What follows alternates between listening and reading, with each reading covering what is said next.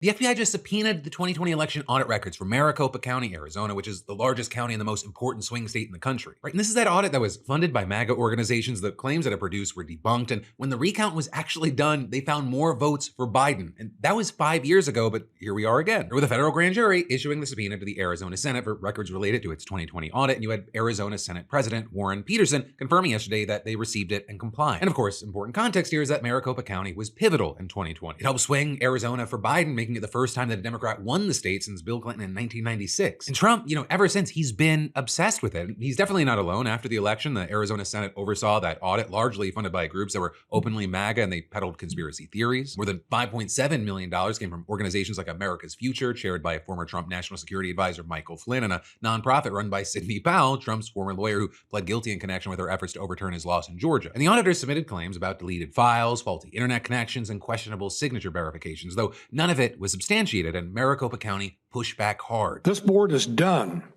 explaining anything to these people who are playing investigator with our constituents' ballots and equipment paid for with real people's tax dollars. The county was literally fact-checking the audit's claims in real time on social media, or making clear that most of the accusations were coming from either people who were just lying or it was like an inexperienced, seemingly clumsy operation. And again, one of the wild things is that when the audit was finally completed, they found additional votes for Biden. Now with all this, Arizona state law requires paper ballots to be destroyed 2 years after an election, so the originals are gone. But according to former Secretary of State Ken Bennett, the audit team made digital copies of the 2020 ballots. Now whether those copies were included in what was turned over, that hasn't been confirmed, but also I think we need to talk about is this is not happening in isolation. Less than 2 months ago, the FBI seized an election office in Atlanta, also in connection to the 2020 election. Because Georgia, led in part by Stacey Abrams' organizing, went blue in 2020 for the first time since 1992, and just like Arizona, it was immediately under MAGA fire for allegedly rigging the election. If we could just go over some of the numbers, I think it's pretty clear that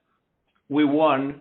We won very substantially, Georgia. It never made sense. Much of that had to do with Fulton County. So Arizona and Georgia, the two states that flipped in 2020, both are now under federal investigation for elections that have already been audited, litigated, and found to be legitimate. And as far as Trump with all this, he was predictably thrilled. We're posting on Truth Social that the subpoena was great, which is an odd reaction from someone who still hasn't found a single piece of evidence of rigging after 5 years of looking. Right? And then, connected to all this, you have Arizona Secretary of State Adrian Fontes raising the alarm, calling this part of a broader effort to undermine the electoral process. Right? And he's also spoken out against Trump's idea about nationalizing elections. There's nothing more un-American. That's just not how this country was built. That's not what the Constitution says. You had Fontes releasing a statement saying that these efforts are founded on conspiracy theories and raise serious concerns, and warning that prolonged disputes and conflicting claims risk creating unnecessary chaos and undermining public confidence in our election system. With them calling the subpoena a move by the DOJ to undermine the legal process. So you also had Arizona Attorney General Chris Mays being more blunt, calling it the weaponization of federal law enforcement in service of crackpots and lies. And all of this, it's connected because relitigating 2020, it's not just about the past, but it's about building the justification to change the rules for the future. We've watched this playbook develop over years now. When organizers like Stacey Abrams were building movements against voter suppression and actually increasing turnout, some of Trump's biggest supporters were pushing back against the idea of more people voting. A power grab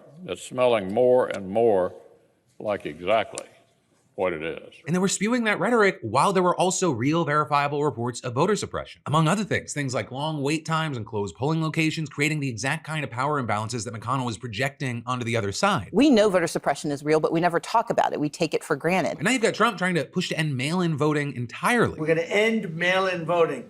It's a fraud. It's time that the Republicans get tough and stop it because the Democrats want it.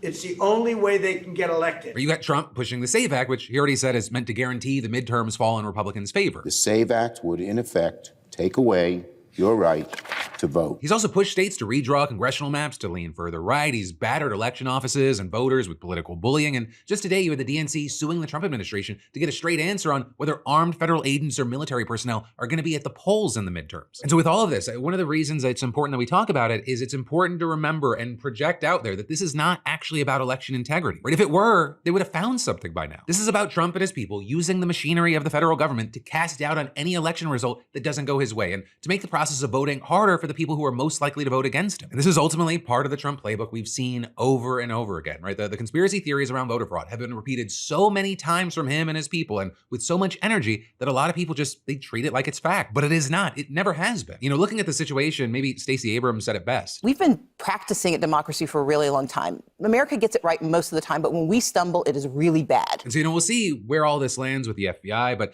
also I believe that the subpoena is not fully the point, that the doubt that it creates is the weapon.